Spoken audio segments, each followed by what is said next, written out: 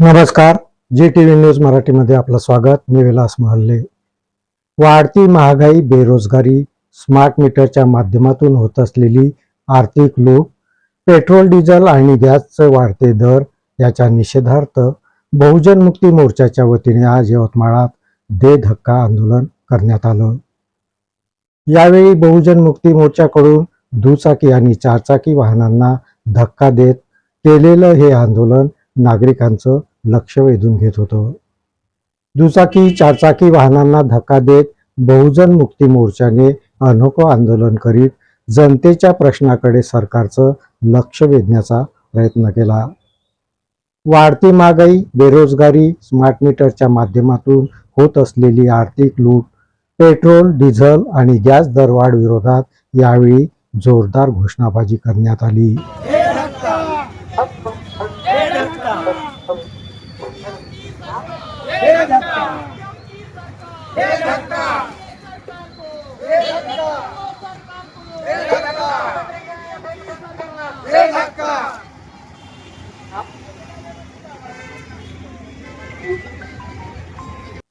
जनतेच्या प्रश्नाकडे सरकारचं दुर्लक्ष होत असल्याचा आरोप हा यावेळी करण्यात आला.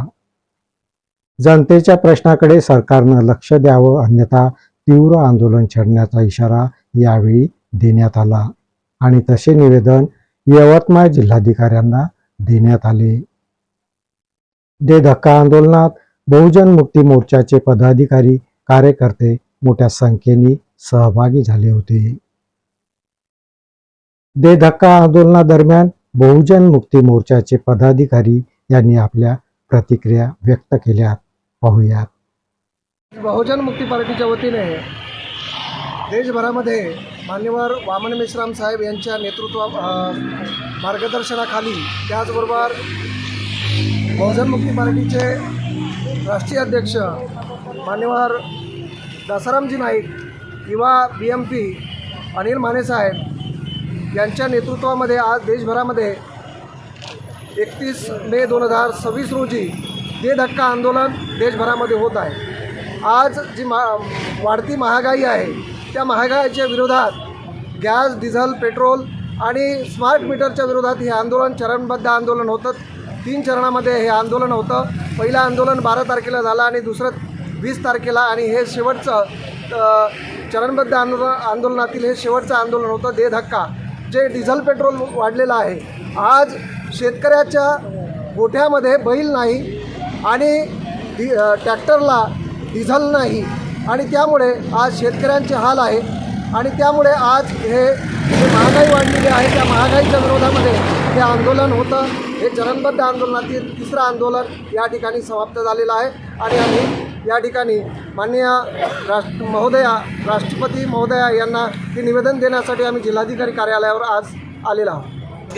यासाठी सामील झालेलो आहोत की या सरकारने 2014मध्ये मोदी सरकारने सांगितलं होतं की आम्ही दरवर्षी 2 करोड नोकऱ्या देऊ, परंतु 12 वर्ष झाले या सरकारला येऊन 2 करोड जाऊ द्या, ज्या नोकऱ्या होत्या त्या नोकऱ्याचं खाजगीकरण झालेलं आहे आणि कंत्राटदार पद्धतीने त्या नोकऱ्या भरल्या जात आहे आणि मोठ्या प्रमाणामध्ये परीक्षामध्ये घोटाळा होत आहे. ज्या परीक्षेसाठी अभ्यास करण्यासाठी वर्ष विद्यार्थी, त्यांचे पालक आतोनात प्रयत्न करत आहे, मेहनत घेत आहे, पैसा खर्च करत आहे, त्या परीक्षा देण्यासाठी जेव्हा विद्यार्थी जात आहे तेव्हा पेपर दिल्यानंतर त्यांना दुसऱ्या दिवशी माहीत होत आहे की पेपर फुटला. आणि पेपर देताना ही व्यवस्था त्यांना मागे पाहू देत नाही, पुढे पाहू देत नाही, बोलू देत नाही, आणि एवढा मोठा पेपर हे फोडतात ही व्यवस्था.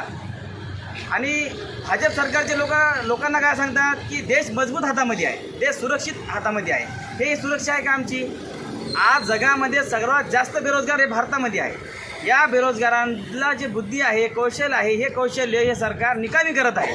यांचं बुद्धी कौशल्य जर नोकरी देऊन किंवा यांच्या व्यवसायामध्ये कौशल्य जर वापरलं गेलं तर या देशाचा विकास होणार आहे.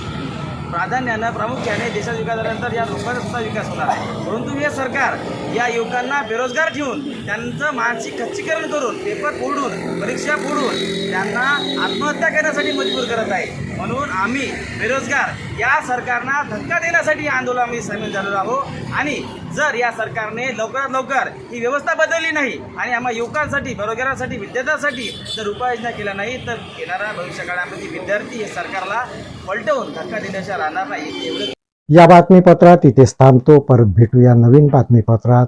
तोपर्यंत पाहत राहा GTV न्यूज मराठी. नमस्कार.